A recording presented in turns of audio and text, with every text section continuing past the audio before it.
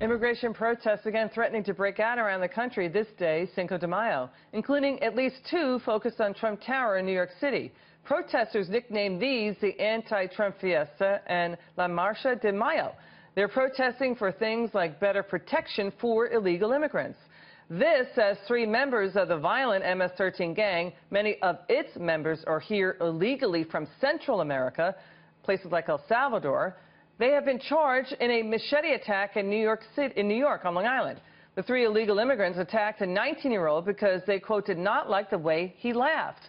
This after attacking another 19-year-old back in January. Joining me now is one of the builders bidding on Trump's border wall. He says he has received death threats. The Hispanic CEO of the Penna Group, he's Michael Evangelista-Ysasaga. Michael, good to have you back on the show. What do you think about these protests today, Cinco de Mayo? Well, I think people are conflating border security with some sort of racist views. The fact is, every sovereign nation on earth has a right, in fact, I would argue a duty to secure its own borders. Every sovereign nation throughout history that has refused to do that has eroded its own sovereignty, and it's become a problem. That nation will go away. You know, the last time you were on the show, you said you were receiving regular death threats. We're worried about you. Are you still getting them? Yeah. Yeah, I am. In fact, somebody they found my home address, broke the windows on my front door. We had a guy that we had to have the police haul off who was hanging around the office. My staff, they're very concerned about things, but the police have been very responsive, so hats off to the Fort Worth Police Department. They've been fantastic. All right, what about your family? Well, I mean, you know, we're a little bit freaked out, but we think we've got everything under control. We've had to beef up some of the surveillance. You know, we've installed some cameras and things like that, and it's really disturbing. I think, all we're trying to do is secure our borders, which again, every sovereign nation on earth has a duty to do that. But instead, some people are taking this to the extreme. They're being quite violent in their protests. So, not a good thing. I hear what you're saying. Let's get to this border wall funding, the new 2017 budget.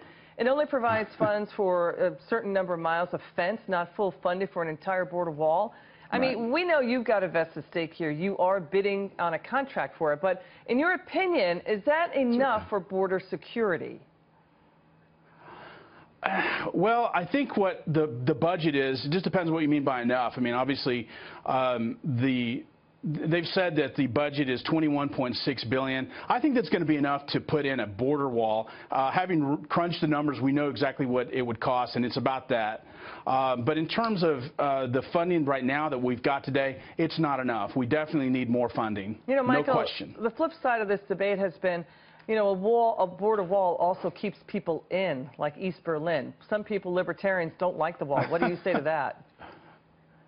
Well, I say what I tell everyone. We have a duty to secure our borders. We've got drugs coming through. We've got a lot of people that, this is a very different world than it used to be. People can have dirty bombs come across. There's a lot of things that are pretty bad that are actually going on right now, especially the drugs. We have a duty to secure our borders. That is not a racist thing by any means. We just know where the effort needs to be expended, and it's down there south. There's no question.